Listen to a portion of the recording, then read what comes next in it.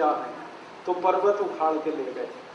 फिर वैद्य सुषेण ने संजीवनी को ढूंढा, उसका काढ़ा बनाकर लक्ष्मण जी को पिलाया, नाक में सुंघाया, तब वो कोमा से बाहर आए थे। इससे पता चलता है कि कोमा से बाहर आने के लिए उस समय चिकित्सा हुआ करती थी।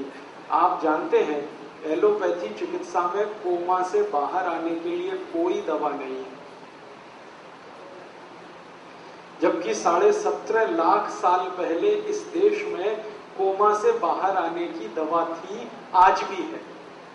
आज भी आयुर्वेद में 40 से ज्यादा दवाएं हैं जो व्यक्ति को कोमा से बाहर लाती हैं। एलोपैथी वालों के पास एक भी दवा नहीं है, सारी दुनिया के करोड़ों करोड़ों डॉलर की रिसर्च करने के बाद भी कोई दवा नहीं है। अगर एलोपैथी के डॉक्टर से कोई ट्रीटमेंट करा रहा है और वो कोमा में चला जाए पेशेंट, तो डॉक्टर एक ही बात कहता है, wait and watch, wait and watch, इंतजार करो और देखो, बस दवा कोई नहीं है। तो हम इस बात का एहसास करें कि हमारी चिकित्सा पद्धति आज भी कितनी ऊंची है और 17.5 लाख साल पहले भी कितनी ऊंची थी। और ये वही चिकित्सा पद्धति है जिसको आयुर्वेद कहा जाता है। आयुर्वेद चिकित्सा पद्धति के 3 भाग हैं। पहला भाग है जड़ी बूटियों द्वारा चिकित्सा, पेड़ पौधों द्वारा चिकित्सा, फल और फूल के द्वारा चिकित्सा, ये एक भाग है। दूसरा सर्जरी के द्वारा चिकित्सा, शल्य चिकित्सा, ये दूसरा भाग है। और तीसरा और आखिरी भाग है खान पान, पथ्य अपथ्य और यम नियम के आधार पर चिकित्सा।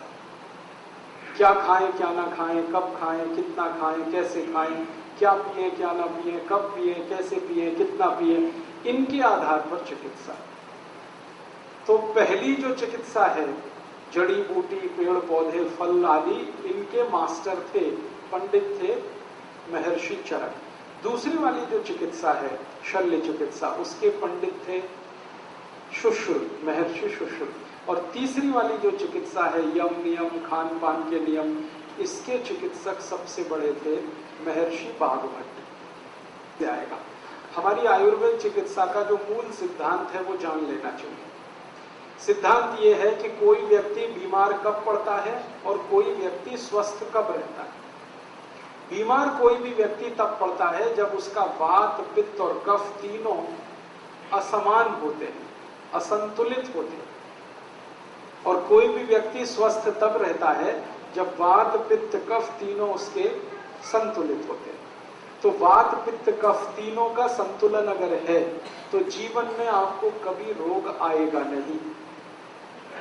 और अगर वात, पित्त, कफ में असंतुलन है, टूट फूट है, तो हमेशा रोग आने वाले हैं और आप परेशान हो जाने वाले हैं। वात के असंतुलन से हमारे शरीर में 80 रोग आते हैं। 80, 8 और 0, 80। पित्त के असंतुलन से हमारे शरीर में 40 रोग आते हैं। 4 और 0, 40। और कफ के असंतुलन से 28 रोग आते हैं। सबसे कम कफ के रोग हैं, सबसे ज्यादा वात के रोग हैं, पित्त वाला बीच में। कफ के रोग क्या क्या हैं? मोटे मोटे कुछ रोग बताता हूं ताकि आपको पता रहे। मोटापा होना, ये कफ का सबसे खराब रोग। वजन बढ़ना, ये कफ का सबसे खराब रोग। थायराइड की समस्या पैदा होना, ये कफ का सबसे खराब रोग है। हाइपरथायराइडिज्म, हाइपोथायराइडिज्म, एक में थायराइड बढ़ता है, एक में घटता है, कफ की सबसे खराब समस्या। सर्दी होना, जुकाम होना, कफ की सबसे बड़ी समस्या। खांसी होना, बलगम जमा होना, कफ की सबसे बड़ी समस्या है। आंखों में मोतियाबिंद होना, जिसको आप कैटरेक्ट कहते हैं, ये कफ की समस्या है। कान में सुनाई नहीं देना, ये कफ की समस्या है। नाक से हमेशा पानी बहना, नजला होना, ये कफ की समस्या है। कान में से पानी आना, ये भी कफ की समस्या है। आंखों को लाल हो जाना, कफ की समस्या है। आंखों के आसपास काला घेरा हो जाना, कफ की समस्या है, जिसको डार्क सर्कल आजकल कहा जाता है।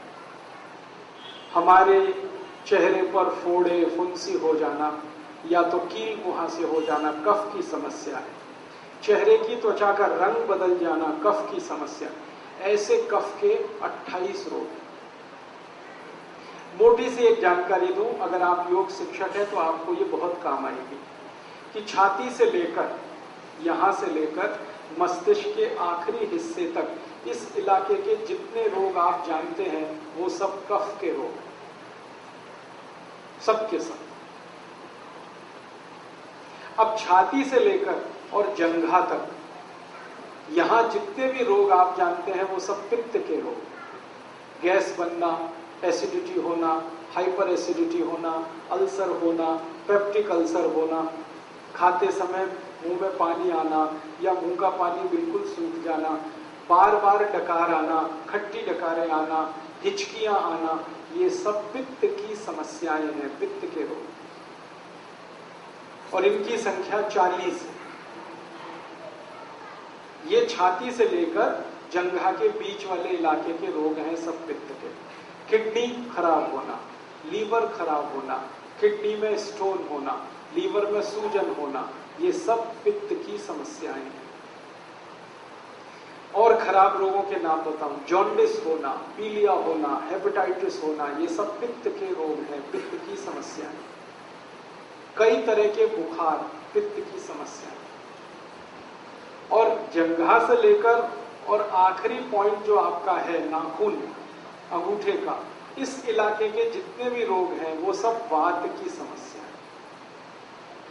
घुटने दुखना, घुटने के नीचे का तल्ली दुखना, घुटने में ऐंठन होना, क्रैम्प होना, तरह तरह के ये सब वात के रोग हैं। सबसे ज्यादा वात के रोग हैं, मैं बोला आपको 80, उसके बाद पित्त के हैं 40 और सबसे कम कफ के रोग हैं।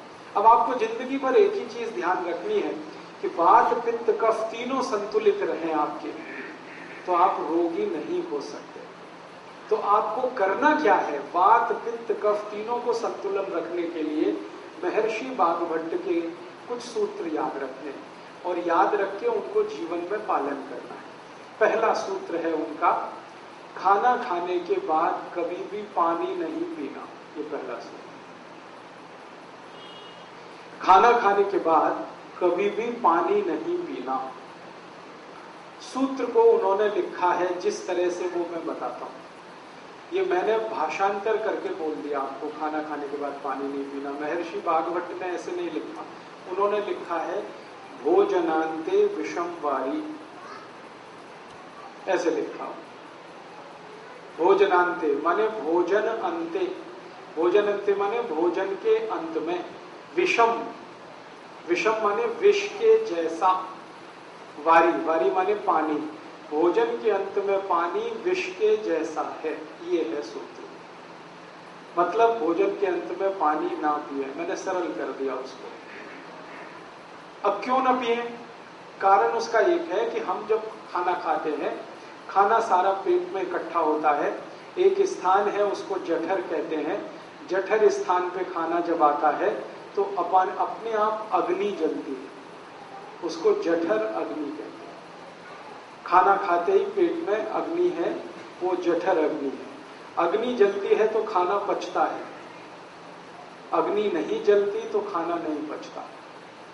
तो आपने खाना खा लिया, पेट में अग्नि जली, अग्नि ने जैसे ही जलना शुरू किया आपने पानी पी लिया और खूब ठंडा पानी पी लिया, चिल्ड वाटर, फ्रिज से निकाल के बोतल गटक ली। अब क्या होगा? अग्नि बुझ गई। अग्नि बुझ गई तो खाना नहीं बचेगा, तो खाना सड़ेगा और सड़ा हुआ खाना 103 बीमारियां पैदा करेगा। सबसे ज्यादा बीमारियां इसी में आती हैं। इसलिए बागभट्ट जी ने पहला सूत्र ये लिखा, भोजनांते विषम वारी, खाने के बाद पानी नहीं पीना। तो आप बोलेंगे कब पीना? खाना जब आप खाते हैं तो अग्नि जलने की जो क्रिया है वो 1 घंटे से शुरू होकर 1.5 घंटे तक चलती है। खाना खाने के बाद अग्नि जलने की क्रिया 1 घंटे से 1.5 घंटे तक चलती है और 1.5 घंटे के बाद वो अपने आप शांत हो जाती है। उसके बाद क्या होता है? अग्नि जब शांत हो जाती है तो जो आपने खाया है उसका रस बनना शुरू होता है। ये रस बनने की क्रिया लगभग और 1 से 1.5 घंटे चलती है।